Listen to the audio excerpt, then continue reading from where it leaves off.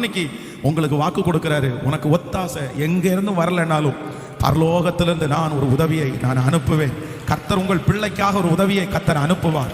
அந்த காரியத்தை முடிப்பதற்கு, நீங்கள் துவங்கின காரியத்தை முடிப்பதற்கு ஆண்டவர் சொல்லுகிறார், நான் உனக்கு ஒரு உதவியை நான் அனுப்புவேன். என்னிடத்திலிருந்து உன் ஒத்தாசை அனுப்பி அந்த காரியம் நேர்த்தியாய் முடிய போகிறது. அந்த காரியத்தை கர்த்தர் முன்னின்று செய்ய போகிறார். உங்களை சுற்றி இருக்கிற அத்தனை பேரும் ஆச்சரியப்படுற அளவிற்கு அந்த காரியம் பிரம்மாண்டமாய் செய்து முடிக்கப்படுகிறது. ஹல்லேலூயா. அநேகர் உங்களை பார்த்து ஆச்சரியப்பட போகிறார்கள். இவனுக்கு இந்த காரியம் எப்படி நடந்தது, இவர்களுக்கு இந்த காரியம் எப்படி நடந்தது. ஒருவேளை நீங்கள் ஜெபிக்கிற, நீங்கள் முயற்சி எடுத்த, நீங்கள் ஆரம்பித்த காரியம் நடக்காது என்கிற முடிவுக்கு நிறைய பேர் வந்திருக்கலாம். உங்கள் சொந்தங்கள் நிறைய பேர் வந்திருக்கலாம். அவனால அந்த காரியத்தை பண்ண முடியாது. பாரு, அந்த காரியத்தை அவன் முடிக்கும் போது கடன்காரனா தான் மாறுவான்.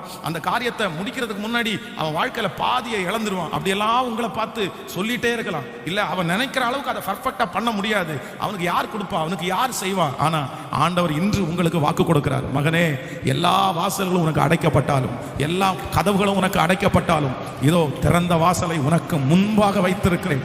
அதை ஒருவனாலும் பூட்ட முடியாது. நானே அந்த ஒத்தாசை உதவியை நான் உனக்கு அனுப்பி நீ தொடங்கின காரியத்தை உன் கரம் தொடங்கினதை உன் கரமே செய்து முடிக்கும். கர்த்தர் அந்த உதவியை நீங்கள் போகிற இடத்திலிருந்து தேவனே அனுப்ப வல்லவராய் இருக்கிறார். கைகளை உயர்த்தி ஒரு ஹல்லேலூயா சொல்லலாம். கடந்த சில மாதங்களுக்கு முன்பாக ஒரு பிரதர் ரொம்ப அழகாய் ஒரு சாட்சி சொன்னார். கிட்டத்தட்ட ஒரு கம்பெனியினுடைய அந்த பில்டிங்காக, அவர் அப்ரூவலுக்காக ரொம்ப நாள் வெயிட் பண்ணிட்டு இருந்தார். பல நாட்கள் மாற்றி மாற்றி இது சரியில்லைன்னு சொல்லி கிட்டத்தட்ட 3 ஆண்டுகள் அந்த வேலை தடைபட்டது. 3 வருஷமா அந்த அப்ரூவல் அவருக்கு கிடைக்கவே இல்லை. அப்போ ஒரு 6 மாசம் ஒரு சின்ன மாறுதலுக்காக ஒரு ஆபீஸர் வந்திருக்காரு. அவரை போய் பார்த்துருக்கிறாரு. பார்த்த உடனே சரி அடுத்த மாசம் வாங்க அப்படின்னு சொல்லியிருக்கிறாரு. சொன்ன உடனே இவர் ஜெபம் பண்ணிட்டு போனாராம், ஆண்டவரே, யாராவது ஒருத்தர் கூட எனக்கு உதவி செய்ய மாட்டாங்களா? எல்லாரும் 3 வருஷமா என்ன அலைய வச்சுட்டே இருக்காங்களே, இன்னைக்கு உங்களை பார்த்து கேட்கிறேன், இன்னைக்கு யாராவது ஒருத்தருடைய கண்களை எனக்கு தயவு கிடைக்கட்டும் அப்படின்னு உள்ள போகும்போது அந்த ஆபீசர் சொன்னாராமா, சார், நான் இங்கிருந்து 6 மாசம் இருக்கலான்னு வந்தேன். இப்போ எனக்கு உடனே திரும்ப டிரான்ஸ்ஃபர். ஆனா நான் போறதுக்கு முன்னாடி யாரோ ஒருத்தருக்கு நன்மை செய்யணும்னு நினைச்சேன்.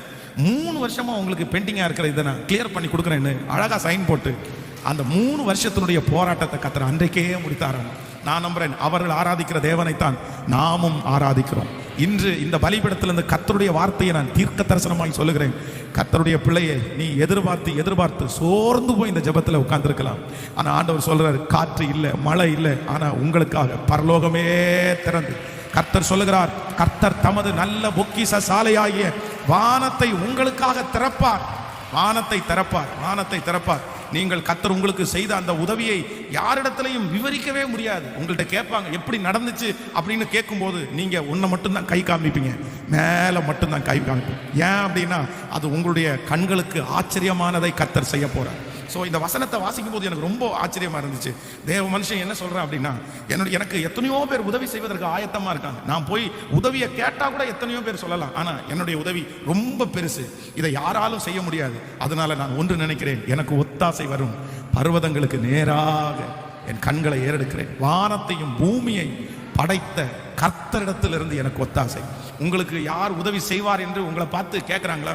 உங்களுக்கு யார் ஹெல்ப் பண்ணுவாங்கன்னு கேட்குறாங்களா? நீங்க சொல்லுங்க, எனக்கு உதவி செய்ய போகிறவர் இந்த வானத்தையும் பூமியையும் படைத்த கர்த்தர்.